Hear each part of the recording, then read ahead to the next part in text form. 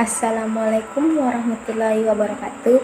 Perkenalkan, kami dari kelompok fisika akan menjelaskan tentang tegangan permukaan dan kapilaritas.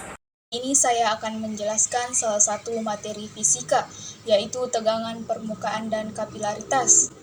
Apa sih yang dimaksud tegangan permukaan? Nah, tegangan permukaan adalah kecenderungan permukaan zat cair untuk menegang sehingga permukaannya seperti ditutupi oleh suatu lapisan.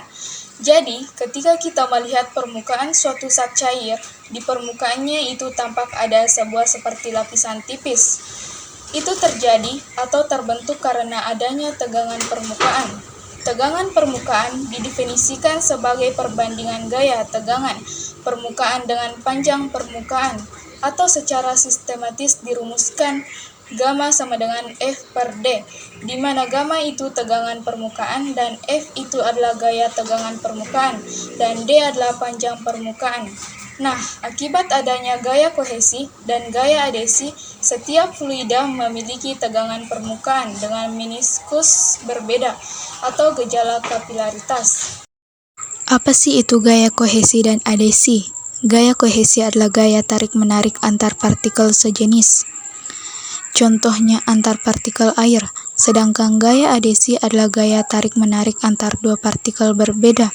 Contohnya antar fluida dengan dinding tabung. Gaya kohesi dan gaya adhesi berpengaruh terhadap sudut kontak. Sudut kontak adalah sudut yang dibentuk oleh pertemuan antara permukaan fluida dengan dinding tabung. Mengapa nyamuk dan jarum bisa mengapung di atas air? Karena adanya tegangan permukaan disebabkan gaya kohesi pada fluida, sehingga permukaan air terlihat menegang seperti selaput tipis. Akibatnya benda ringan bisa terapung di atas permukaan air.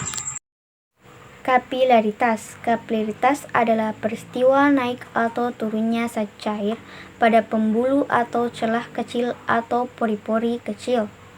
Besar naik turun fluida berbanding lurus dengan kapilaritas dan berbanding terbalik dengan jari-jari pipa kapiler.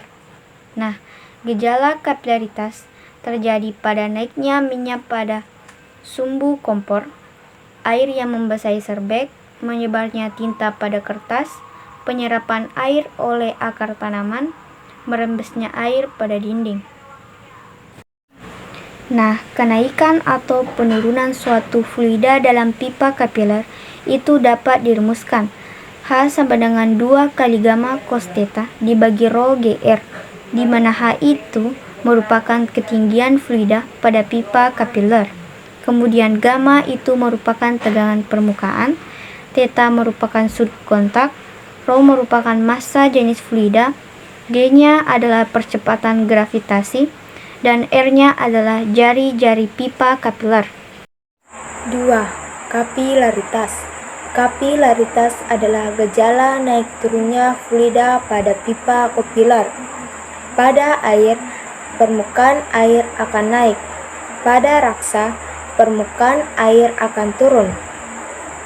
Permukaan fluida berbentuk melengkung, disebut meniskus. Pada air, meniskus cekung karena gaya adhesi lebih besar dari gaya kohesi. Besarnya sudut kontak kurang dari 90 derajat. Pada raksa, meniskus cembung karena gaya kohesi lebih besar dari gaya adhesi. Besarnya sudut lebih dari 90 derajat. Sekian dari kelompok kami. Assalamualaikum warahmatullahi wabarakatuh.